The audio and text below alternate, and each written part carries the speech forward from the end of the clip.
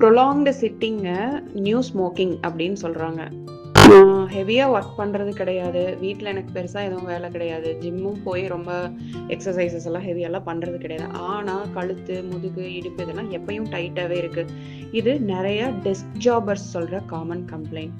இதுக்கு காரணம் எந்த இன்ஜுரியுமே கிடையாது. Energy deficiency plus continuous sitting, இந்த ரெண்டு தான் இதுக்கு மெயின் ரீசன்.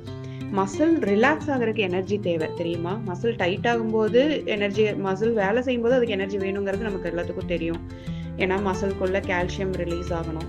ரிலாக்ஸ் ஆக அந்த உள்ள போன கால்சியம் திரும்பவும் எங்கேருந்து உள்ள போச்சோ அதே இடத்துல போய் ரீஸ்டோர் ஆகணும். அப்போதான் வந்து மசில் ஃபைபர்ஸை வந்து அது ரிலாக்ஸ் ஆகிறதுக்கு இல்லை செப்பரேட் ஆகிறதுக்கு விடும். ஸோ மசில் ரிலாக்ஸ் ஆகிறதுக்கும் கண்ட்ராக்ட் ஆகிறதுக்கும் ரெண்டுக்குமே எனர்ஜி வேணும். இதுக்கு எல்லாமே எனர்ஜி மாலிக்யூல்ஸ் நம்ம பாடியில் தேவையான அளவுக்கு இருக்கணும். இந்த எனர்ஜி மாலிக்யூல்ஸை ஏடிபி அப்படின்னு சொல்லுவோம். எனர்ஜி கிடைக்கலன்னா மசில் டைட்டாகவே இருக்கும், ஸ்டிஃபாகவே இருக்கும், டீப் ஏக்கிங் பெயின் இருக்கலாம், ட்ரிகர் பாயிண்ட்ஸ் இருக்கலாம். அதனால தான் நிறைய பேர்த்துக்கு ஸ்கேன் நார்மல் ஆனால் பெயின் அப்நார்மலாக இருக்குது.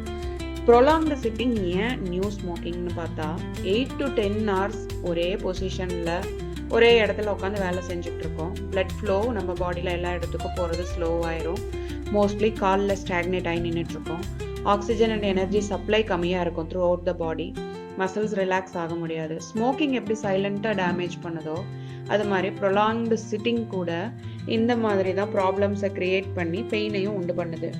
டெஸ்க் ஜாபர்ஸ்க்கு காமனாக neck, shoulder tightness, upper back burning pain, low back stiffness and pain, hip tightness, இந்த பெயின் எல்லாமே ஈவினிங்கில் ஜாஸ்தி ஆகிறது.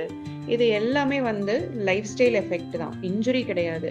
சிம்பிள் ட்ரூத் என்னன்னா, மசில் ரிலாக்ஸ் ஆகிறதுக்கு எனர்ஜி தேவை.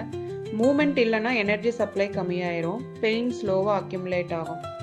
இந்த பெயினை இக்னோர் பண்ணாதீங்க.